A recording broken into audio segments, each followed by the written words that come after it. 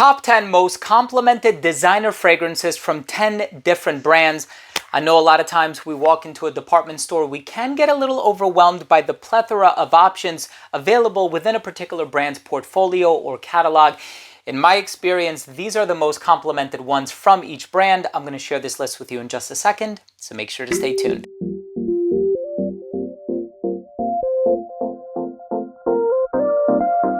Now, before I begin today's episode, and I'll tell you about these compliment-getting offerings from 10 different designer brands, I'll share my thoughts. We can agree, disagree, whatever the case may be. I'm excited for the interaction.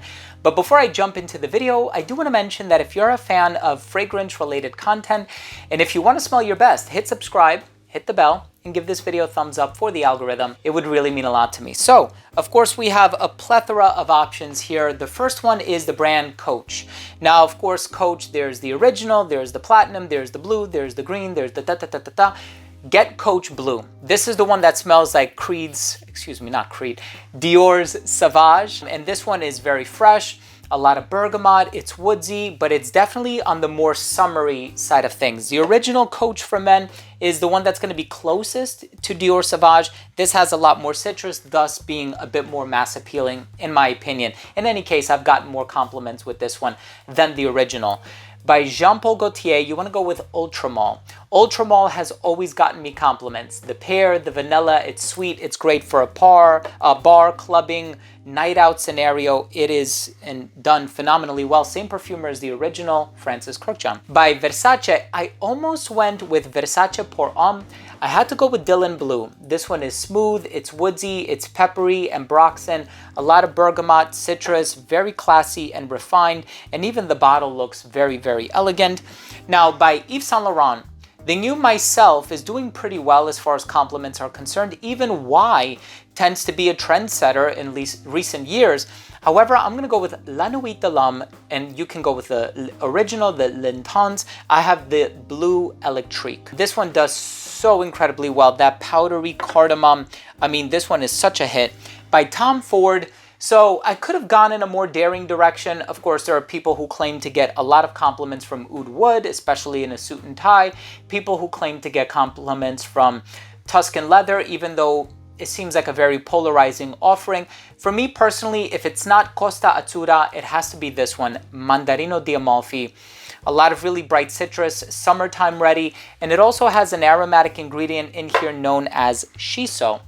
By the brand Bulgari, of course, my favorite is probably going to be Bulgari Man in Black or Bulgari Tiger. A lot of the other Bulgari Man fragrances I didn't really care for, but the one that gets a lot of compliments is Bulgari Acqua Amara.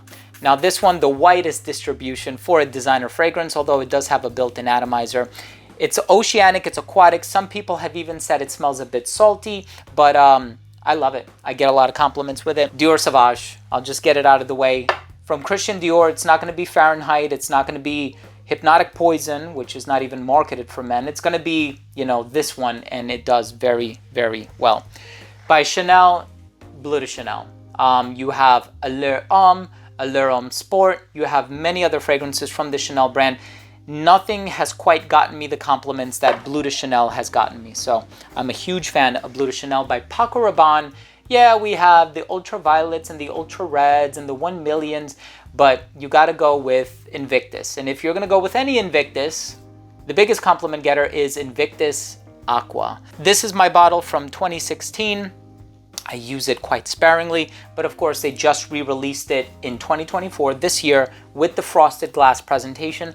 I haven't tried the 2024 version, but I'm trusting that they didn't deviate too strongly from the original DNA. But this one is tonka bean, very bright, fresh, citrusy. And the fragrance in the #1 spot, fruity. It's a fruity chypre. It's versatile, any season, any occasion. So easy to wear, huge compliment getter, especially when you compare it to all of the corresponding flankers as well. There's just something about this one. It does so phenomenally well. And of course, it's fashioned after a $500 niche fragrance, which is Creed Aventus. And by Montblanc, this one is called Explorer. Love this stuff. What are your most complimented fragrances? Let me know. Drop your comment down below. If you took anything of value from today's episode, hit subscribe, hit the bell, and give this video a thumbs up. Thank you again for watching. I love you all. and we'll see you tomorrow with a new episode. Bye.